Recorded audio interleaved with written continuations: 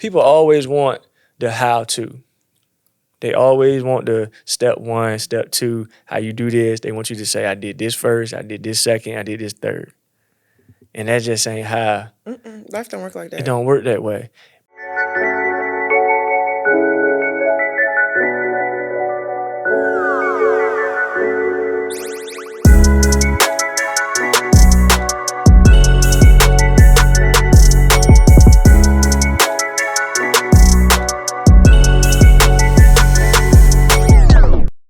This your boy LJ. Welcome to another episode of All BS. And I'm already sitting here with my girl Kayla from Exposure Podcast. Thank you for being here with us, Kayla. Absolutely. And we've been going in like before. I just told him to cut the cameras on because she sat down and just started, she just acted like she was at home. Yeah, she just acted like she was at home. And I appreciate it, Kayla. For sure. Look, you made me feel at home and welcome. Look, for sure. But appreciate you kicking it with us.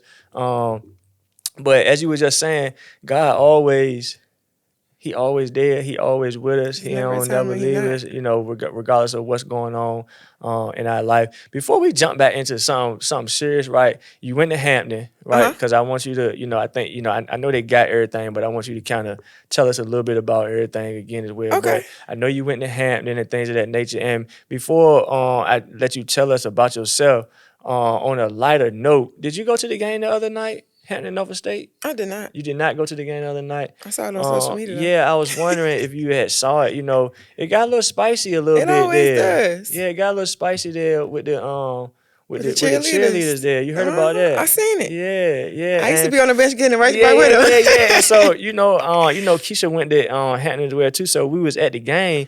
And when they went out there, I was like, okay, it's that's the energy. I like that energy anyway. But when it went down, I told my wife, I was like, baby, like them Hampton girls look like they was like they was trying to send a message. I don't know if they was. They don't play no games. That was the first time I had seen the Hampton girls kind of. Really? Yeah, I ain't seen them. See, that's what I used to look forward to every time I played Norfolk State at Norfolk State. I knew it was gonna go down. Yeah, that and Howard. Yeah, that and Howard. Mm-hmm. Now you know what? I never been to a Hampton Howard game. Really?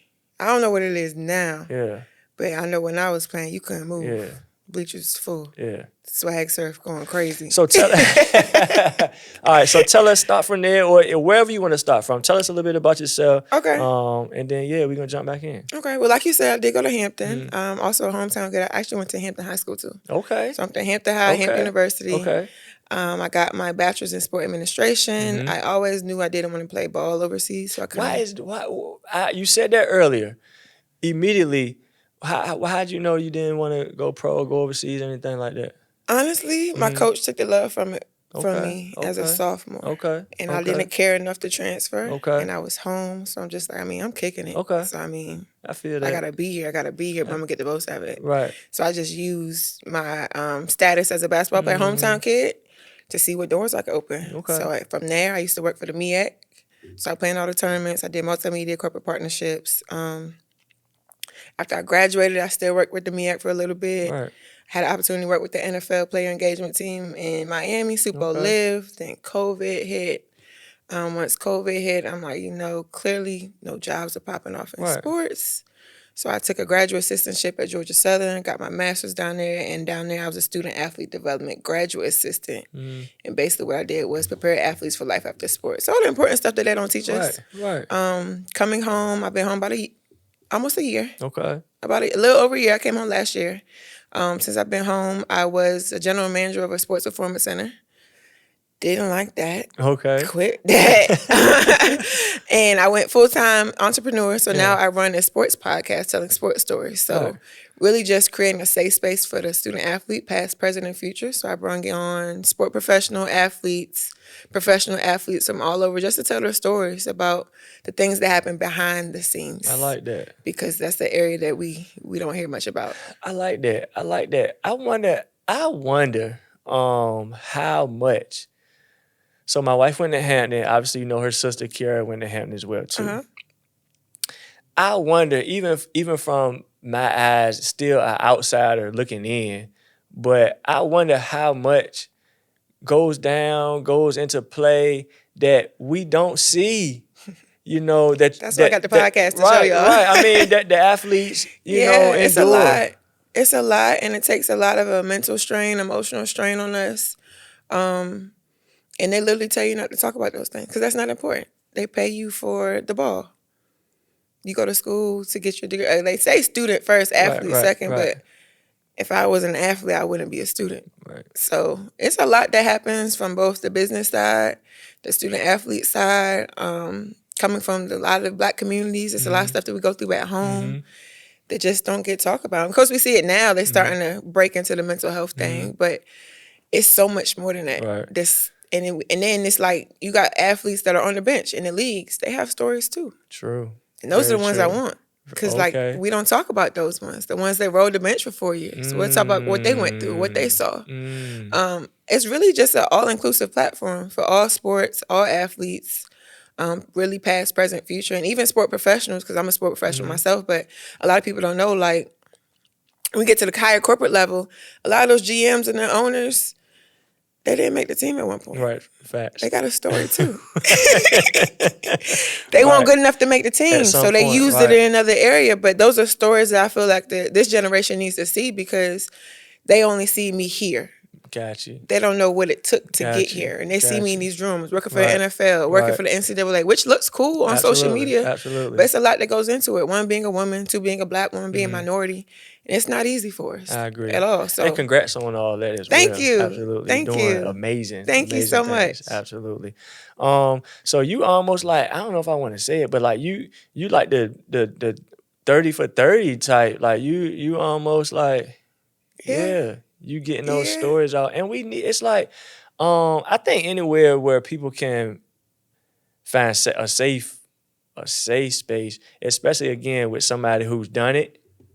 And not only done it, but done it at a high level. Right. Right. And then not only done it at a high level, but then has the life experiences as well, and the journey in the background. Right. To bring everything together. Right. And that's why I lead with that. And the safe space is something that I lacked as a student athlete. Okay. Believe it or not, I didn't speak in public until not too many years ago. Okay. I was one of those kids that I was one of those kids that just bottled everything in, and I realized it wasn't healthy. It just got to a point because I would have outbursts in other areas because of the things I used to bottle up. Okay. I didn't have an outlet, and when I did have a breakup, like a breakthrough or a breakdown, it wasn't pretty at all. And I realized it was because it was over time, I just bottling stuff up. And as an athlete, that's what we're forced to do. Like, no matter what happens the night before, I still got a game to play. Right. Like, when I was in my sophomore year, I lost both my grandmothers in a 2-week time frame. Wow. Right before preseason. Wow. So, I mean, if you think about it, I ain't have time to deal with that because I had... You go right into the season. Yeah. And just think about how many other athletes go through stuff like that. And I know that God gave me the strength to go through the things that I go through, but everybody doesn't have the same strength that I have. And they shouldn't have to. Yeah. And so it's like the podcast is to show other people. I'm just like y'all. I handle it a little bit differently than others. But it's okay to break down. It's okay to have this conversation. It's okay to be vulnerable. It's okay to be open because that's how you get through those things. I agree. And we all need to hear that, right? I think, athlete or not, we all need to break down, right? We all need a safe space to be able to cry, you know, and not just in the shower, right? Not just in the shower by yourself, right? Sometimes you need, you know, because we all done it. But sometimes you need a space. Sometimes you need somebody. Sometimes you need, you know, somebody to talk with. It's not a bad thing. Yeah. And I had to learn that, though. I had to learn to accept help. Yeah. Like, as athletes, I know I keep going back to athletes, but we get so much help in other areas. Use it. Absolutely. Like, people love you because of that jersey you got on. Use the resources while you got them. Eat it up. Because once you take it off, they don't care about you. Absolutely, man. That's good. Yeah. That's good. Let me ask you this. Switching up the topics a little bit. Do you have a church background? Did you grow up in church? Like, what's your background as far as, like, church is concerned? Yeah, so I've always been in church. Okay. Since a very early age. So I'm originally from Cleveland. Okay. I moved here in middle school. I was always in the church choirs. Okay. Praise dancing, solo, ushering. Okay, solo. So you singing too, or was just one of those things like me? You know, they put everybody in the choir. Yeah, exactly. It's cute. Everybody can sing in church. Right. I was even in a gospel traveling choir out of Cleveland. Moving here, my mom's side, I was always around praying women. Okay. Always. And to take it a little bit further, like, I don't talk about this too often, but I'm actually a preacher's kid. Okay. Okay. But to throw a little spin in there, I don't speak to my dad. Okay. And that was kind of why I went on my own spiritual walk to find God for myself, because I grew up in church. And, we get easily influenced by what they say is right. Don't wear this. Don't do that. Don't, like, this is the Bible. This is how you're supposed to do it. But it got to a point where I wanted to find God for myself. And I didn't want to have any other influences. So I went, like, basically on a whole new journey. Because, like, when that's your foundation, you get away from it, you know something not right. Right. So in college playing ball, I didn't have the time to go to church. Okay. So I think my senior year, once we finished playing, I started going back to church because now I had time to do it. But that's kind of when I had to rewalk and find myself back in that realm. So I've always been around God. I've always been around faithful, praying women, like my grandmother, my aunt, praying women. Praying women. Okay. And after just watching the things that they went through, I knew they always held on God. Like, even the lowest moments, God got us, God got us. And in the moment, I didn't understand it. Right. But yeah, I've always been in church. I've always enjoyed church. Fast forward to now, it's just I look forward to going to church. Okay. Okay. I look forward to coming to church. Yes. I like that. How was the journey in finding God for yourself, like finding your own relationship with God, when you say you went on your own walk? How was that? What did it consist of, and like how was that? So I stopped going to the church that my family grew up in because it was catered more to older people. And I just couldn't. I mean, growing up in the church, you could hear the message. I learned to receive the message and not judge the person. Right. But I wanted to be in a place where I was completely comfortable. I didn't have to worry about that. I like that. So I stopped going to the church that I grew up in, which all my family was like, why would you do that? I'm like, they're not speaking to me. They're speaking to y'all. Okay. And I started going to different churches, trying to see what I liked and what I didn't like. And I ended up at the Mount Peninsula, actually. Okay. I started there. Shout out Pastor Alvin. Yes, I started there because I heard such good things about the Mount. Right. From very different areas. Well, let me go see about it. Okay. So I'm like, at first, because I live in Hampton. Okay. I ain't want to make this drive over here. I ain't going to lie to you. I wanted to come to Mount Chesapeake, but that drive every Sunday, I'm like, I don't know if I could do that. Right. So they got a Peninsula location. I'm like, okay, let me go see. It was really dope. I enjoyed it. Then COVID hit. Right, okay. I was actually getting ready. I was going to join the church, all of that. Okay. Because I knew that the things that were happening in my life was nobody but God. And I knew at that moment I need to really lock in and get close with him, find a church home, become a member, get rebaptized, all of those things. And COVID hit. Okay. So when COVID hit, I was like, dang, like I was just, but then the virtual stuff happened. Right. So, I mean, during grad school, every Sunday I still made a point. Wow. At one point, even when I moved to Georgia, I was a part of the Mount Global. I enjoyed the Mount Peninsula. I watched the Mount Chesapeake. I watched the Mount Portsmouth. Like, I really enjoyed the Mount. Like, this is really dope. Like, people they are who they are. Like, I can dress how I want to dress when I come to church. And everybody was just so welcoming. And I was a part of the Mount virtually, like without being a part, for maybe 2 years before I officially joined. Wow. And I actually joined but didn't walk through the process in 2020. Okay. And then when I came home, I made sure I started making a drive to Chesapeake. Wow. So I drive over every Sunday now. Wow. Because it was worth it. Right. And that's how I look at things. Like, I take time for everything else. Like, if I want to take time for God, like, what's the issue?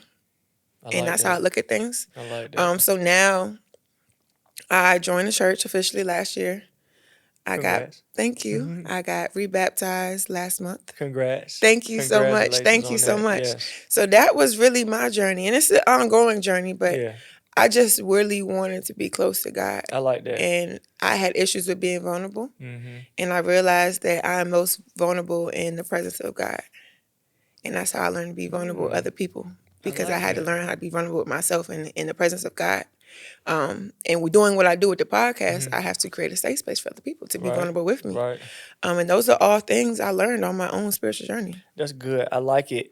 Now, how hard was it or difficult was it for you to leave your family's church? Because I applaud you because I think it's a hard thing to do, to leave a home church, especially a home church that your family is in. Grew up in. Because it's home, right? It's home. And again, your family's there. But how hard was it for you to realize that even though this is my home church, it's my family church, I grew up in this church, it's not speaking to me the way I need to be spoken to, right. and leaving like your home church, your family church, because I think a lot of our generation I think that's a hard thing to do. I think we stay where we are because it's mama's church. Yeah. You know what I'm saying? Or it's grandma's church. And you love Pastor so-and-so too. Yeah. You know what I'm saying? Pastor so-and-so been there since I was a little boy, a little girl, whatever. But I think you still know, man, I could get fed, somewhere better. So how hard was that for you to make that decision and do that? Honestly, I don't think it was that hard for me because I'm a disruptor. Like I said, I'm a disruptor. Okay. But me being in the church and being exposed to different areas of church and different churches on a regular. Okay. I always got fed in different areas. Okay. Like, I know my mom's side, that was her home church. My dad, he was always in church and he preached in different locations in Baptist, like down South Baptist. It's levels to it. Right. But each time I was still able to get fed in a different way.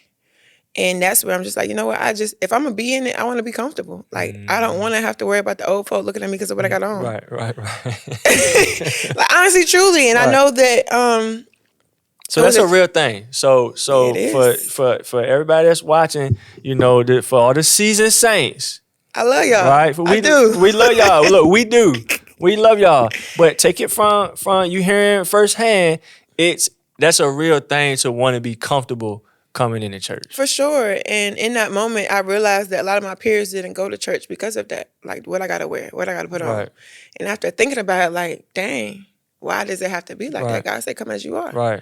So in that process, it was just like, my mom fell back a little bit from going to church. It's just like, y'all not here every Sunday. So if I want to go someplace else, what's the smoke?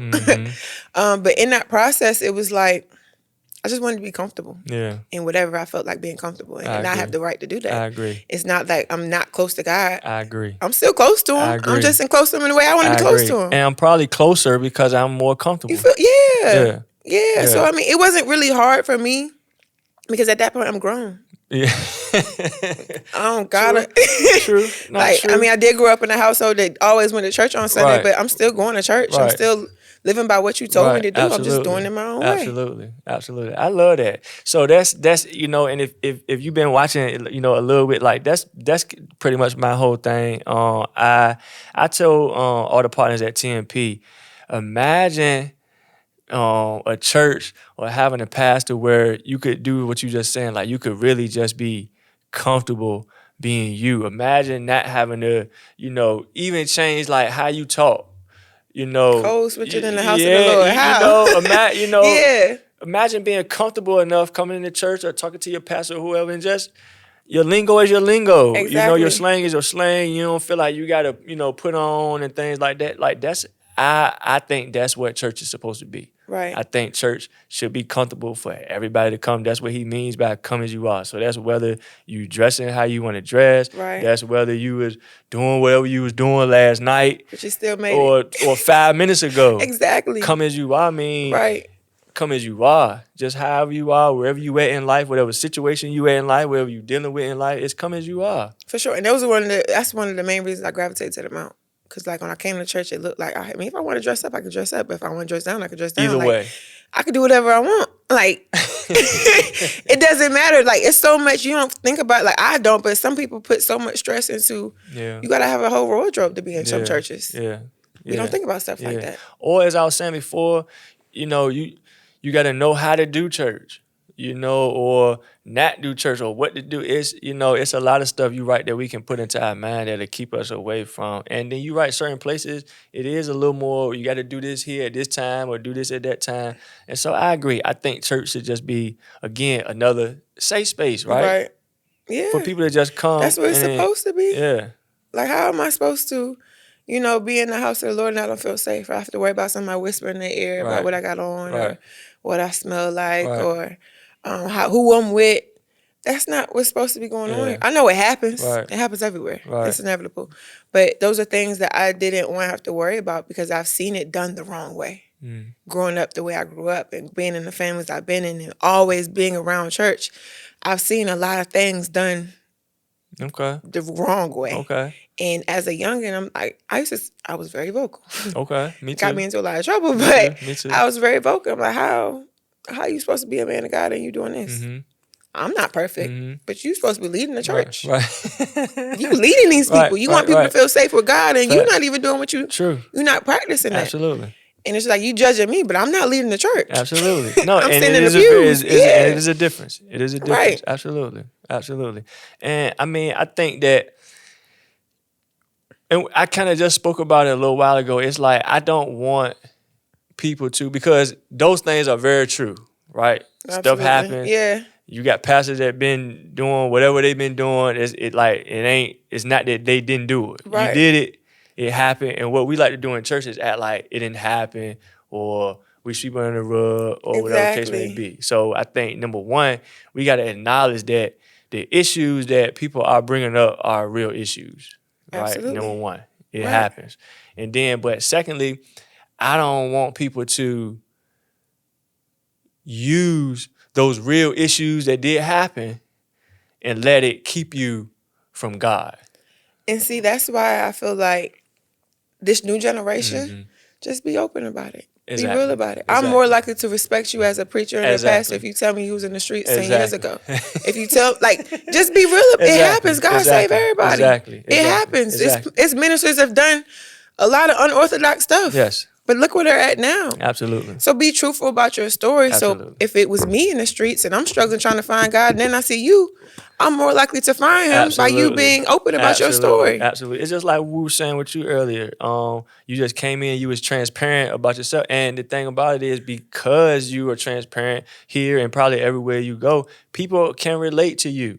Right, they can relate to your story. They're like, oh, she been through some of the stuff that I've been through, or she might, I'm gonna holler at her. And it gives, I feel like a little bit, in order to lead people, you kind of got to be of the people a little bit, right? You kind of, I think Jesus was. That's why it says he was acquainted with all our grief, right? You can't, how you gonna lead and say you understand if you not acquainted with my grief, right? So I think that we kind of got to do that. And so I agree. I think, as leaders, you're right. We can't walk around at like, I ain't even gonna say your past, right? Because here's the thing, like it ain't even don't walk around and act like you don't have no past. Let's not walk around and act like you not you. You know what I'm saying? Like that's all I be saying. Like just be yourself. Be open with yourself. Everybody's walk is different. Absolutely. And a lot of people, I don't think that. It wasn't too long ago, a lot of people don't know how spiritual I really am. Okay. Because I haven't been open with it. I didn't talk much about it because I'm not a pushy Christian. Me neither. I respect what you got going on. And I just try to walk my life to a point where like you want to understand, you want to see what's going on. Yeah, just show it. Like how you do this, how you do that. That's it. Like, but with me doing that, I started to see my friends. A lot of people said, I want to go to church with you. I didn't. There's a scripture, I'm sorry. It's a scripture that says, and Sam showed me the scripture, but it says, God wants to take your everyday life, right? Your everyday, your walk around life, your eating and your sleeping, your going to work and all that. Like that's the way that you truly worship God. That's what the Bible says. That's the way to truly worship God. Your everyday.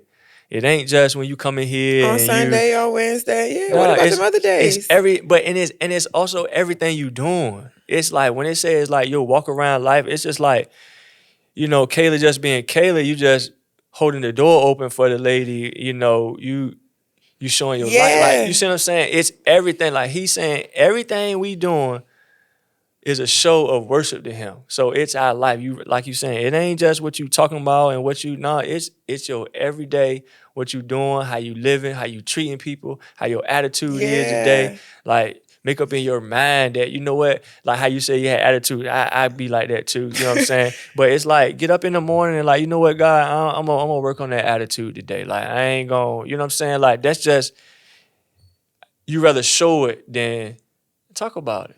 And I feel like being close to God has changed those other actions for me. Because it's like I can't expect to be really walk with God and not really walk with God. It's easier said than done. It's a process, it's a journey, but it's just certain things I'm not into that no more. Right. Because of what I'm trying to do. I'm really trying to be close to God. I want my life to look like God is on her. Absolutely. And it's certain stuff that I don't do no more. It's like I feel like I'm changing. I used to be very It's that growth. Yeah. It's that growth. Responsive. And when you get to when you doing stuff in life, like right now, you done stepped out and you doing this entrepreneur thing, you doing your podcast thing, right? You gotta lean on God. I don't have no choice. Right, that's what I'm saying. So it's like, I can't mess this up with God. Right. And that's the same way I think about other, like when I want to revert back to the old K or something, I might in my head, I might hold myself back from something. Like God may try and be doing something for me. He gonna see me do this and I ain't supposed to be doing. And it make me think about things differently. Yeah. And it's just like even in my responses, I used to be a hothead at one point. I would say anything, do anything, fighting was it. But it got to a point where just like, God showed me grace. He showed me mercy. Like I showed everybody else, even though if I don't want to in the moment. I have to talk myself through sometimes. Because he didn't want to in the moment either. Yeah. And that's those are conversations that I have with myself. And now I feel like I'm able to handle a lot of situations with grace. And like even in my journey working in sport, like I had to handle a lot of tough situations just working in a male-dominated field, being a woman, being a minority, being an attractive woman in sports. Like I deal with a lot. Right. And I be wanting to pop off sometimes. But like I remember what walk I'm on. And I just, people don't know what they don't know.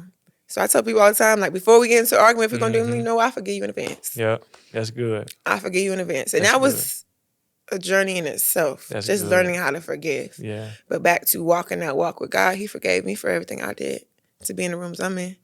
So I have to give the same grace in order for me to keep getting blessed by what God has for me. That's good. That's good. You said something about being the old Kayla, right? I think we have we hear a lot like, man, I ain't gonna change. I'm still I'm still me. I'm still the same me. I ain't gonna change. And it's like, you don't have to change. Like change. There's levels.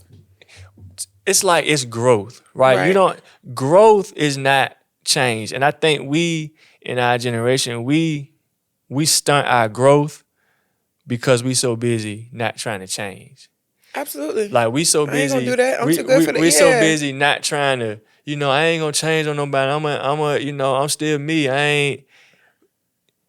We ain't ask you to change, but growth, grow. You can grow and still stay the same person. You can still be you, but with your growth, and I think we stunt our growth by so busy trying to show people that we ain't I also changed. think that goes back to how we were raised and what we've seen. Okay. Because like back in the day, changing, you go from, I was saying, being in the streets, being in the pulpit, that's a huge change. Right. We don't see the in-between. Right. So but is it change or is it growth?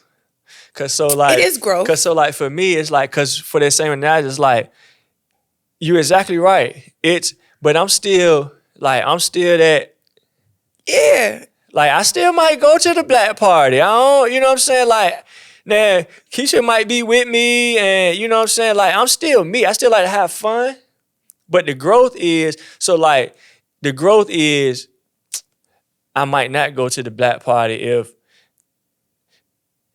the black party in itself is not the issue. It's the people who at the black party. Or not even the people. If I get to the black party and I can't go to the black party without doing something that I shouldn't be doing, then you probably shouldn't be there. So that's where the growth come in at. It don't mean that you change. It don't mean that you still don't like to have a good time and enjoy yourself. But you've grown to the point where I still want to do that, but maybe not at the black party. I agree with that. Because like even now, since I've come home and I was changing and growing, I was growing. It's just certain environments I don't put myself in no more. Right. Because that okay, she's still in there. Right. Absolutely. Absolutely. She's still in there, but why would I put myself in an environment that's going to cause her to come out? Absolutely. That's just absolutely being mindful of your situation. And, because I'm on the walk that I'm on the walk that I'm trying to be on with God, I can't act like that no more. Absolutely. because I'm in a position I'm in, because people look up to me, kids look up to me. I'm in the community now, having conversations. I'm leading a podcast. Like, everything's detrimental if it doesn't follow with what I'm doing. And that's the same thing with your walk with God. I wouldn't say detrimental because he forgives. But if you want to be perceived a certain way, you got to carry yourself a certain way. And that goes back to those certain environments. Like, there's nothing wrong with being at the party. But why would I go to the party if I know somebody there's going to maybe trying to persuade me to do something that I don't want to do no more? Or even your environment, your people. The people you hang around, sometimes they start changing. Just off of, I don't do that no more. I'm not judging you. Do what you do. Have a good time. But I'm going to be over here. I'm going to do what I got to do. Well, because I'm growing this, but like we not on the same. And I respect that, because we're all on different journeys. We're all on different growth journeys.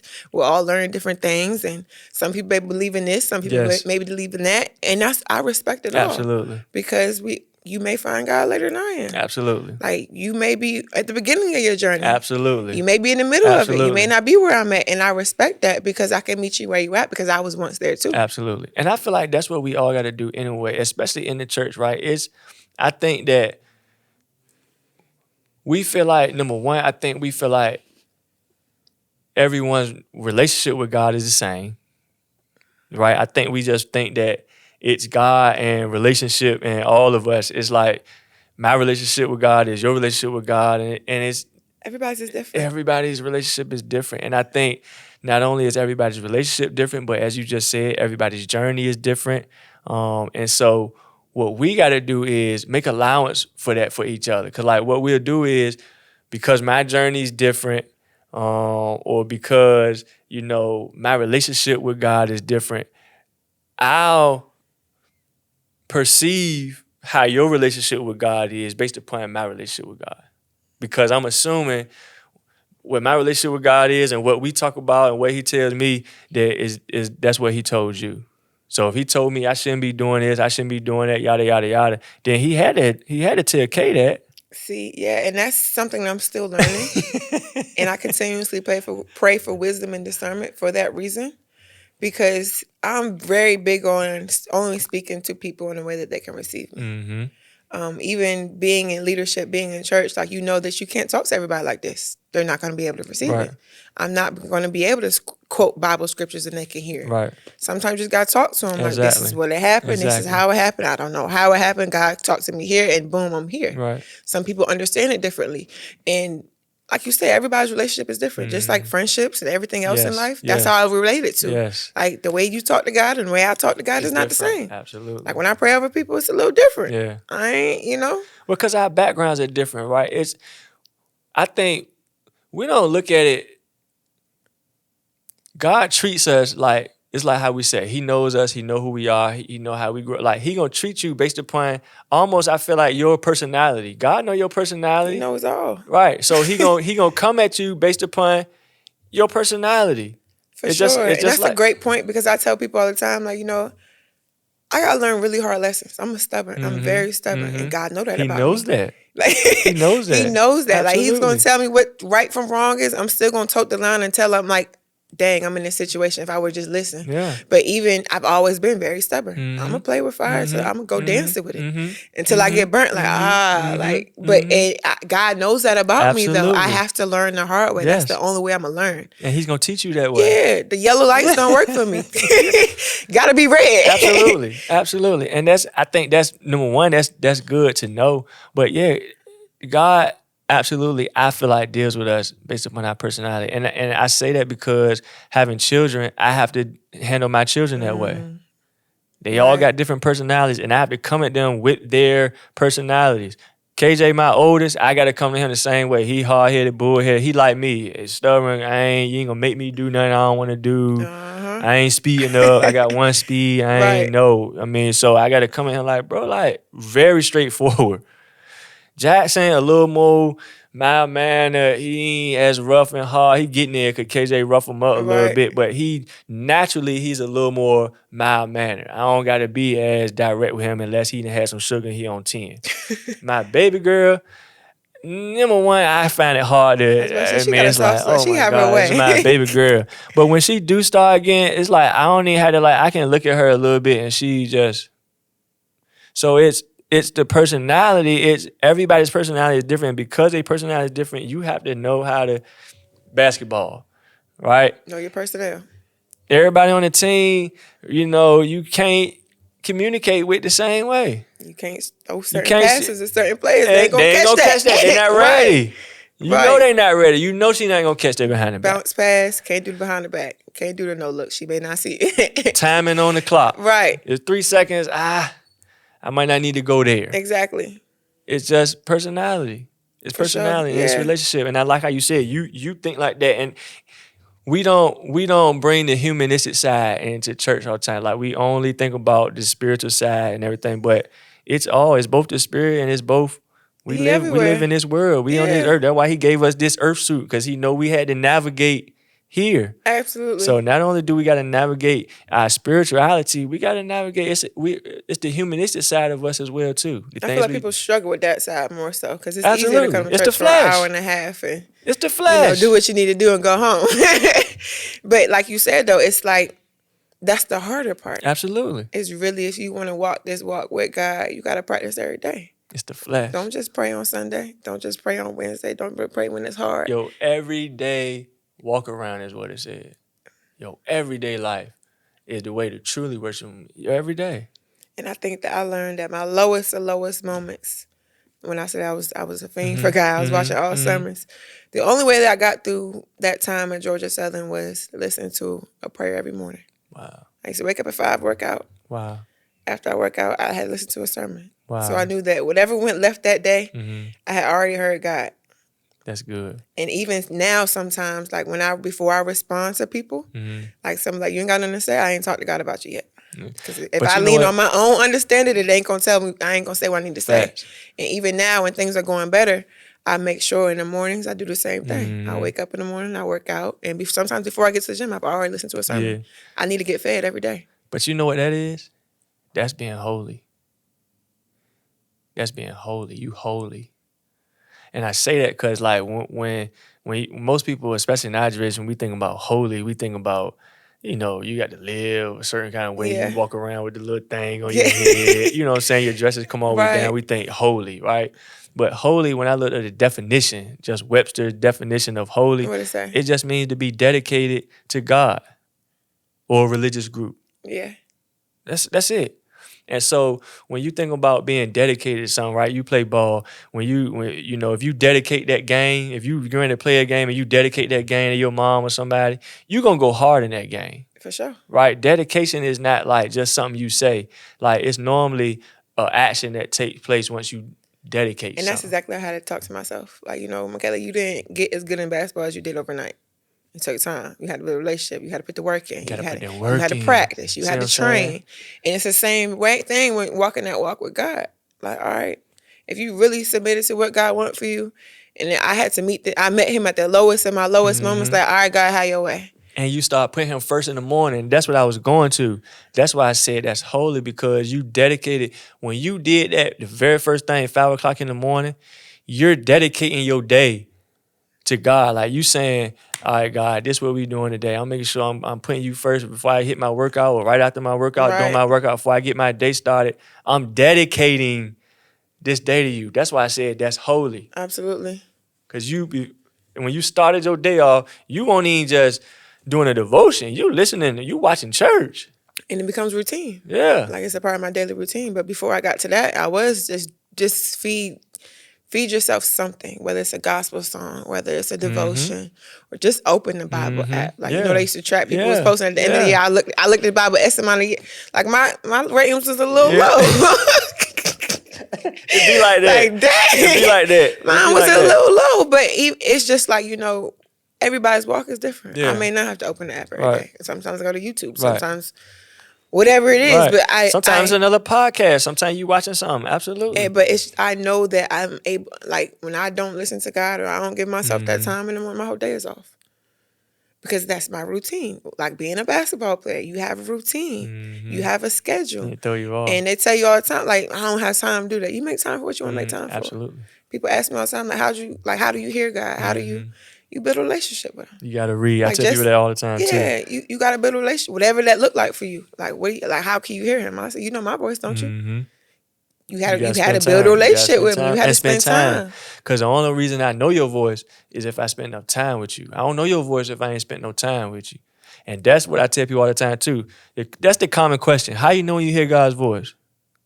To me, that's a clear indication that you're right. You don't spend enough time, which is reading the Bible. You don't read enough so where you can bring it up. And the thing is, you know when you hear it, because that's why you asking the question anyway. You asking the question because you feel like God trying to talk to me, but I ain't sure. How you know when God talking to you? No, you know that's him trying to talk to you. And then they ask you what he sound like. But you just ain't. You just got to do a little more reading. You ain't spent enough time for it to be down in you for him to really be able to bring it back up. Absolutely. That's all that is. And they ask you like, what he sound like? I'm like, he sound like me. He sound like you, exactly. Like, what do you mean? Like, because it's in you. He sound like me. Yeah. And sometimes I've gotten to a point where in my journey where sometimes I didn't like to speak in certain spaces, but sometimes I find myself speaking over people and it's not me. Like, how'd you say that was not me? Like, I've poured over people just off the strength of God, being obedient. Yeah. Like, it's been times where I literally felt like I was going to throw up if I didn't say what I had to say. I don't even know what I'm about to say. I get it out there. Like, that won't nothing but God. But that came with my journey and being obedient to what he has for me, which is also a walk. But, like, when you know God, it's hard for me I can't sit here and say I don't hear him. So when I do certain stuff that I know I'm not supposed to do, and I can't say, it's one thing to not know God to do something, but when you do it and you know God told you not to do it, and you get the outcome you get, he told me. I can't sit here and act like he did it because I hear him. I have a relationship with him. So like once you build that relationship with him, it's hard you have to literally close your ears. Exactly. Because you still gonna hear him. Or you gonna flat out be disobedient. And that's I'm saying it's never either or. Because once you got the relationship, once you got the relationship and you hear from God, when he talk to you, you right. It's either you got to close, and you really can't close your ears no words. He told you. So it's either you're going to do it or you're going to be disobedient. That's a lesson in itself, being convicted by God. Like sometimes it's some stuff I don't want to do. No, you don't. I mean, a lot of times I'm like, God, I don't want to do that. Like, I don't want to go there. I don't want to be the bigger person. I don't feel like it.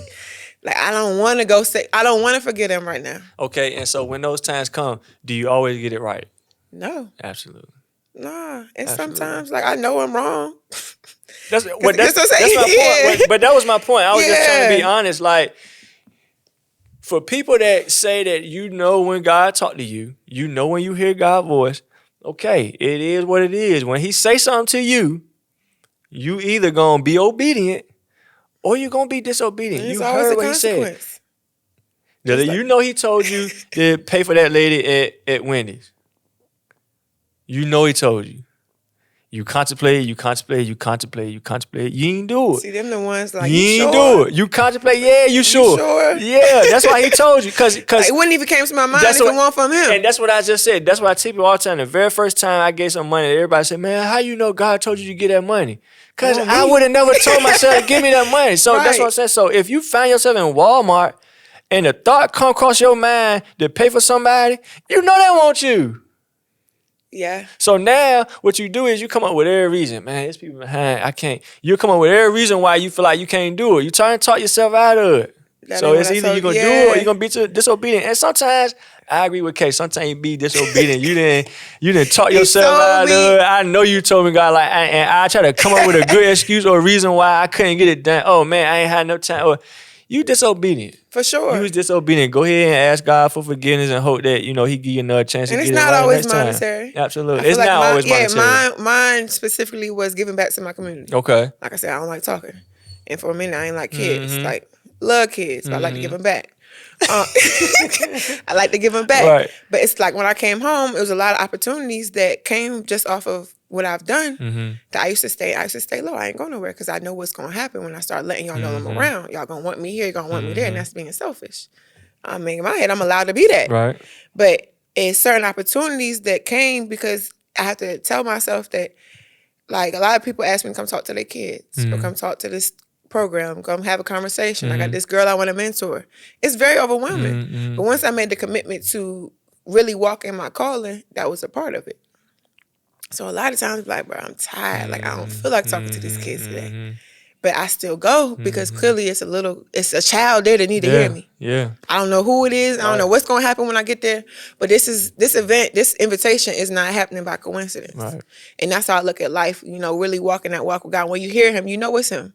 Like everything that happens in my life, he knew that. Right. Like he knew he was going to invite you, me on the podcast. Right. Like these are things that I have to answer to when really being obedient to walk that walk with him. And I feel that when I really decided to answer to my calling, that's when it's just like I started hearing him louder. Like you said you want to walk your calling? All right, bet. This is what it is. This is what it looked like. I like that.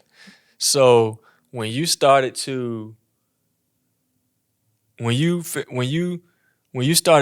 your call, clearly you felt like your responsibility level and the things that God was asking you to do went to another level as well. Absolutely.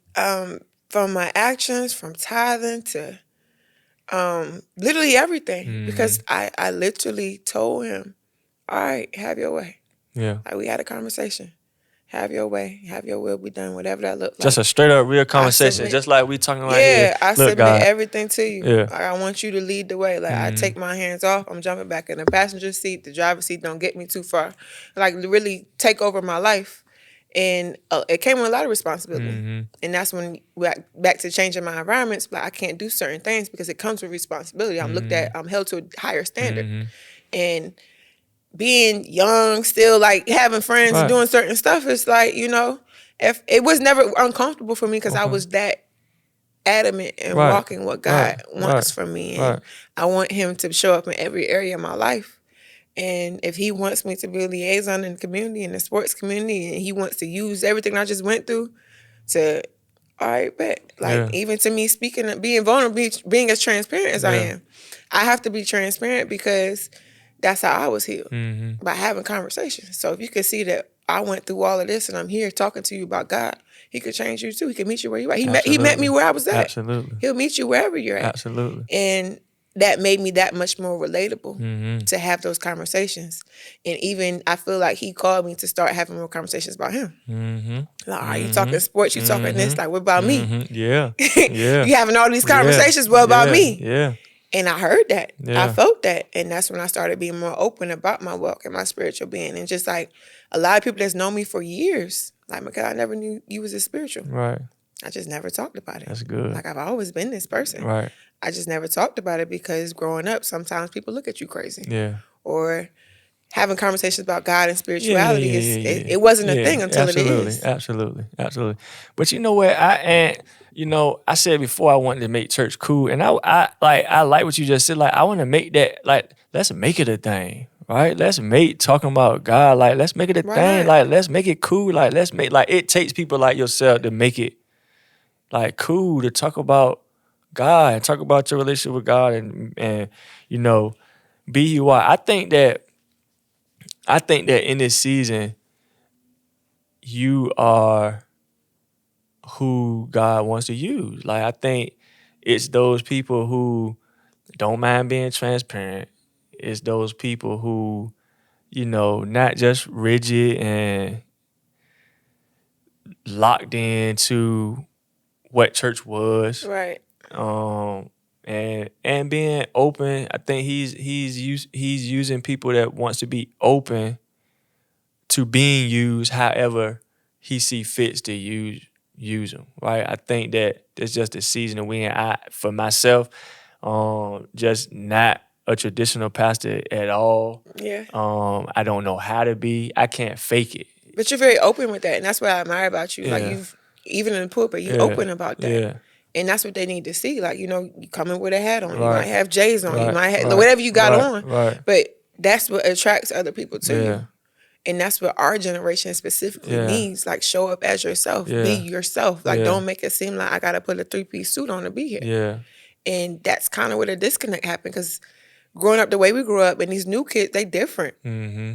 Very different. And that's okay. Yeah. But you got to meet them where they at. Absolutely. Y'all didn't, I feel like the way we grew up, nobody do tried it for to. us. Yeah, I agree. This how it's been done for 20-some years. Y'all got to get on what we on. Nah. Yeah. Nah. Like, even I feel like church as a whole didn't start, the time didn't start going down till COVID hit. Now we got these power hours. Where was this 2-3 years ago?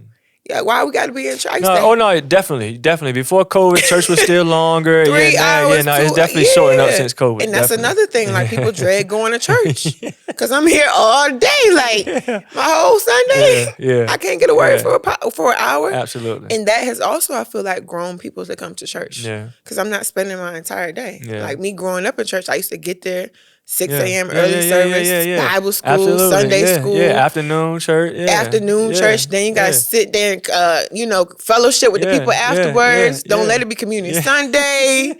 Dedication. I know all about it. I know all about it. That takes a lot of time. But now that we are capitalizing off of this hour or two, people are more likely to be engaged. And that's a scientific fact. That's good. Like, more people, like on social media, people are more likely to sit and watch your reel for less than a minute. Absolutely. You're right. So how am I going to get to you in less than a minute? You're right. It's the same thing with church. If you have an hour, how are you going to get to me? How are you going to let God speak to me within an hour? That's good. And if you take that approach, and I feel like every area of your life, you got to adapt to your environment. You want people to start joining the church, okay? What generation are you speaking to? Yeah, know who you're talking to. Exactly.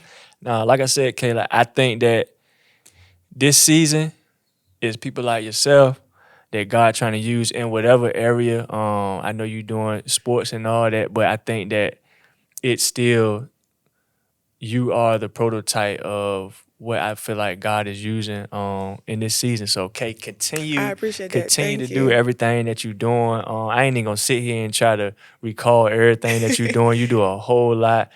Tell everybody where they can find you at, where they can watch you at. Okay. Sell yourself. Tell them, all about you, and let them know where they can find you. Okay, perfect. Well, my personal Instagram is kay.celine, CELINE. Don't forget to follow my sport podcast page. That is Sport Exposure, no E, the first E. So XPOSURE pod. And I am on YouTube. I'm on Spotify. I'm on Apple Podcasts. I'm on TikTok, Instagram, Twitter. So yeah, follow me there. Make sure you tune in, comment, like, subscribe, all that good stuff. Yes. She everywhere, y'all. She everywhere. Find her. She big time, y'all. Thank you for joining with me. Absolutely. Thanks for having me. Exactly. I appreciate it. Appreciate you for being here. Thank y'all for joining us and kicking it with us each and every week. I see y'all soon when I'm gone.